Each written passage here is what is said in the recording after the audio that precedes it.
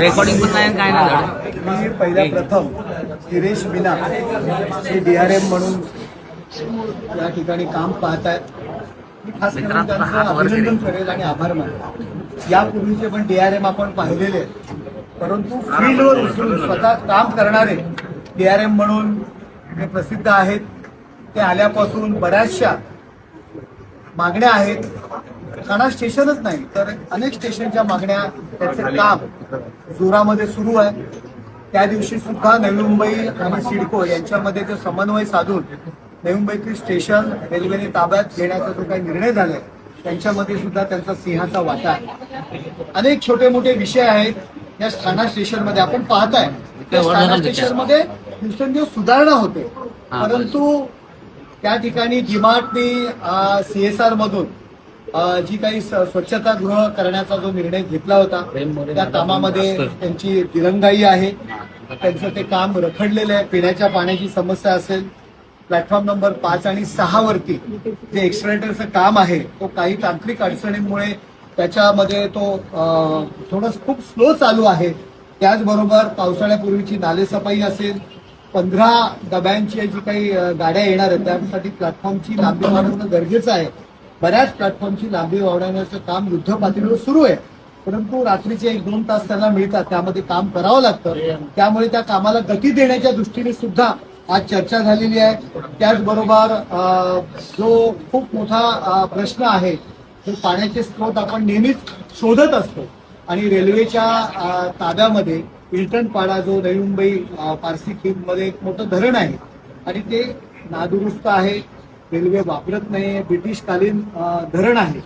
ते धरण नवी मुंबई महानगरपालिकेच्या ताब्यात द्यावं, जेणेकरून आजूबाजूच्या परिसरामध्ये पाण्याची समस्या दूर होईल. याकरता आमचे सर्व नगरसेविका त्या ठिकाणच्या आमच्या चांदणी चौगुले असतील, ॲडव्होकेट श्वेता काळे असतील, आमची गौरी आंग्रे असतील, या नगरसेवकांनी मागणी केली होती. ते सुद्धा निवेदन या ठिकाणी दिलेले आहेत. आमचे संजय वाघुले आहेत की त्यांनी त्या ठिकाणी पुनर्वसनाचा एक विषय आहे. रेल्वेच्या जागेवर काही 50-60 वर्षापासून काही घरं आहेत, तो एक विषय. या समस्या आहेत, स्वच्छतेच्या समस्या आहेत. माधवीताई नाईक ज्या नव्याने आता विधान परिषद आमदार आहेत त्या सुद्धा या ठिकाणी या लोकांच्या समस्या घेऊन आलेल्या आहेत आणि या सगळ्यांचा या ठिकाणी चर्चा झाली. आणि एक आनंदाची गोष्ट म्हणजे मुलुंडकडे जो आम्ही फुटओव्हर ब्रिजची मागणी केली होती तो या वर्षीच्या बजेटमध्ये तो मंजूर झालाय. त्याचं सुद्धा काम सुरू होणार आहे.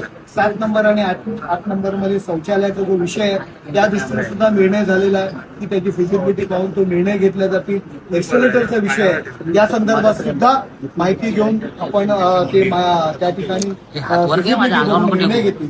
आणि जे कोकणीसाठीचं जे काम सुरू आहे त्याच्यामध्ये रेल्वे आणि ठाणे महानगरपालिकेच्या अधिकाऱ्यांमध्ये थोडाफार जो काही समन्वय नव्हता, त्यांच्या काही एकमेकांच्या अडचणी आहेत त्या सुद्धा त्या दूर झालेल्या आहेत. एकत्र बसून तो निर्णय घेऊन काही प्लॅटफॉर्म 4 नंबर प्लॅटफॉर्म वगैरे असतील ते आणि आमचा जो सॅटिसचा पूल आहे त्याची रहदारी कशा पद्धतीने सुरू होईल या संदर्भात सुद्धा निर्णय आज झालेला आहे. खूप चांगला निर्णय झालेला आहे. पावसाळ्यापूर्वी स्टेशनची साफसफाई असेल, स्टेशनचे कुठे लिकेजेस असतील याकडे सुद्धा लक्ष देऊन या ठिकाणी काम युद्ध पातळीवर होणार. सर, पावसाळा येतोय, ठाण्यामध्ये काही आता देखील त्या ठिकाणी नाले असतील समोर शौचालयाचा प्रॉब्लेम हे पावसाळ्यात या स्टेशनमध्ये इंटरनल टनेलच्या मार्फत पूर्ण एक नवीन लाईन आम्ही टाकलेली आहे, जेणेकरून जे प्लॅटफॉर्म पाण्याखाली जात होते ते जाणार नाहीत.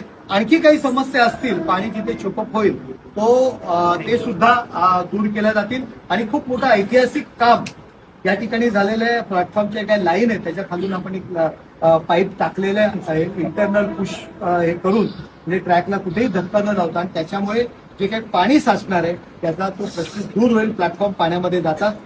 यावर्षी आपण बघूया आणि जिथे जिथे पाणी चोकअप होतं ते सुद्धा साफ करण्याच्या दृष्टीने ऐतिहासिक निर्णय आपण घेतलेला आहे आणि आम्ही त्याच्यावरती वॉच करत आहोत. स्वतः DRM या स्टेशनला आलेले आहेत आणि स्टेशन मास्तर आणि त्यांची पूर्ण टीम यांच्याकडनं आम्हाला अपेक्षा आहे की काम जरा युद्ध पातळीवरती व्हायला पाहिजे. एक प्रोजेक्ट जो आहे पुनर्विकासाचा फाउंडेशनचा रिडेव्हलपमेंटचा प्रोजेक्ट आहे तो देखील पास झालेला आहे. केंद्राने पास केलेलं आहे, वैष्णव यांनी पास केलेलं आहे.